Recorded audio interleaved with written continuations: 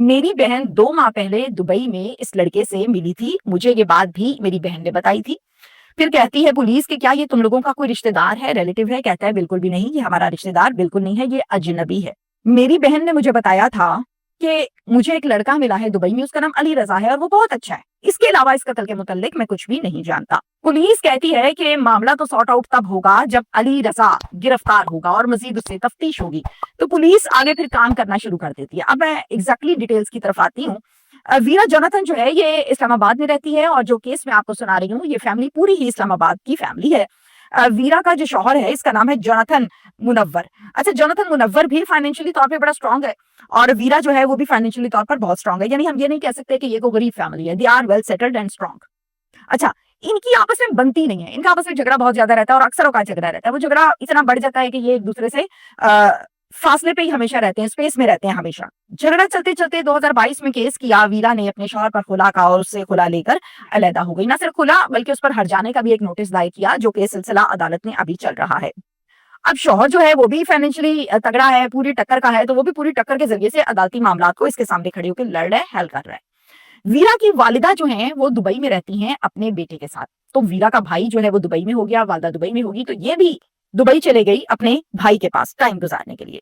अब मैंने आपको इसका बैकग्राउंड डिटेल बताई है कि शौहर से बनती नहीं थी, मसले-मसाइल और ये वो, और ज़ाहिर है इस टाइम पे वीरा जो है उसको एक कंधे की ज़रूरत थी। हुआ क्या, वहाँ पर एक अली रज़ा नामी लड़का वीरा को मिला। उससे इस लड़के को हमदर्दी सी महसूस होने लगी, लड़के को इससे और इसको लड़की से। ये कंधा तलाश कर रही थी। जैसे ही उसको हमदर्दी महसूस हुई, इसने अपनी आप बीती कहानी सारी की सारी डिटेल के साथ अली रज़ा को सुनाई, जो कि अली रज़ा ने बड़े तहम्मुल से और एक गुड लिसनर के तौर पे तमाम कहानी सुनने के बाद कहा कि बिल्कुल परेशान होने की ज़रूरत नहीं है। मेरे बेतहाशा वकील इस्लामाबाद में जानने वाले हैं, अदालतों में जानने वाले हैं।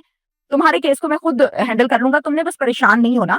ये मसला आज से तुम्हारा नहीं है, मेरा मसला है। चुटकी में मसला हल करूँगा। वीरा, मैंने आपको बताया कि वो कंधा तलाश कर रही थी। उसको बड़ी हमदर्दी होती है, वो कहती चलो शुक्र है कोई तो मिला मुझे जो मेरा मसला हल कर देगा। बताती है कि मेरे शौहर के मुतल्लिक ज़्यादा आपको तसल्ली ना रखना, वो बड़ा तगड़ा है और बड़ा खराब दिमाग का है और पैसे भी चार हैं।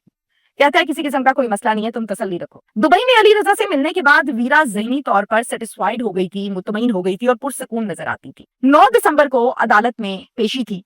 वीरा पाकिस्तान आई, अली रज़ा पाकिस्तान आया इस हियरिंग को अटेंड करने के लिए। वीरा घर अपने बताकर जाती है कि आज मेरी हियरिंग है, मुझे हियरिंग पर जाना है और फिर वापसी पर मैं अली रज़ा से भी मिलूंगी, तो मैं अभी जा रही हूँ। भाई सब सुन रहा है। वीरा कोर्ट जाएगी, फिर कॉल करेगी अली रज़ा को और कॉल करके कहेगी कि हाँ जी कहाँ मिलना है। जवाब आया जी आ जाओ ब्लू एरिया, यानी न्यू ब्लू एरिया के एक होटल में, यहाँ पर रूम मैंने बुक करवाया है और तमाम वकीलों को मैंने यहीं पर बुलाया है, तुम भी यहाँ पर आ जाओ।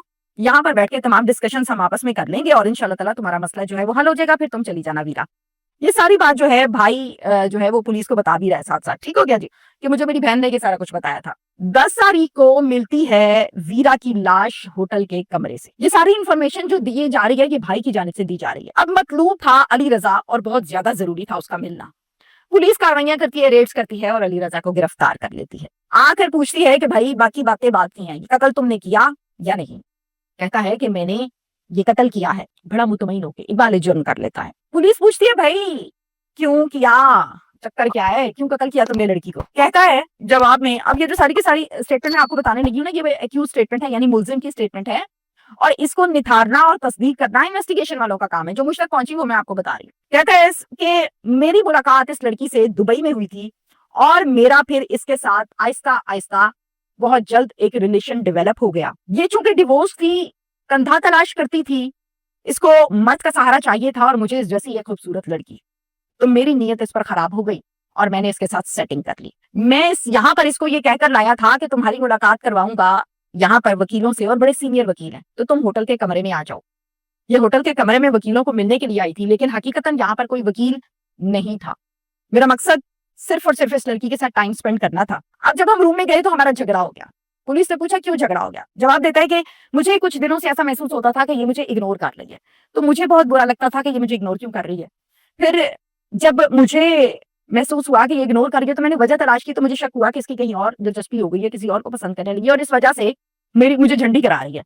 अब मुझे किसी तरह बुलाती नहीं थी, मुझे गुस्सा चढ़ता था, मुझे बहुत गुस्सा भी आता था, तो मुझे उस दिन भी बहुत शदीद गुस्सा आया। इसने भी मुझे जवाब दिए, मुझे भी गुस्सा आया और यहाँ से हमारा झगड़ा शुरू हुआ और बहुत ज़्यादा बढ़ गया। जब झगड़ा बहुत ज़्यादा बढ़ गया, ये खामोश ना हो, तो वहाँ पर एक मफलर पड़ा हुआ था, मैंने उस मफलर को पकड़ा और मफलर के ज़रिए से मैंने जो वीरा है इसके गले को फंदा दिया और इसको मार दिया। अब जब ये मर गई वहां पर पड़ी हुई थी, इसका गला मैंने दबाया, किस्सा खत्म हो गया। तो मुझे लगा कि अब मुझे भागना कैसे है यहाँ से, इसको या इसको ठिकाने लगाना, करना क्या है। बाहर तो कैमरे लगे हुए हैं, तो मैं परेशान था। फिर मैं उसी दिन वहां से निकल गया। अब वंस अगेन मैं आपको बता रही हूँ कि ये स्टेटमेंट मुलजिम की है। आईओ पुलिस इसको तस्दीक करेगी कि सच कहता है या झूठ कहता है। मुलजिम से जब आप इन्वेस्टिगेशन करते हैं, चूंकि प्रोग्राम्स के सिलसिले में इन चीजों का आइडिया है, तो मुलजिम 10 स्टेटमेंट्स बदलता है। अब उसमें से पुलिस ने क्लियर करना होता है सच क्या है झूठ क्या है। बहरहाल भाई जो है इसका, मैंने आपको बताया कि अमरानट वो बताता है, एक साबका शौहर है जोनाथन मुनव्वर, जो कि बड़ा खिलाड़ी आदमी है। भाई कौन है? वीरा का भाई। बताता है यही मास्टर प्लानर है और इसी ने ये कार्रवाई डलवाई है, इसी ने ये कत्ल करवाया है अली रजा के जरिए। अली रजा तो है एक मोहरा। मुझे अंदर की सारी कहानी समझ आ गई है।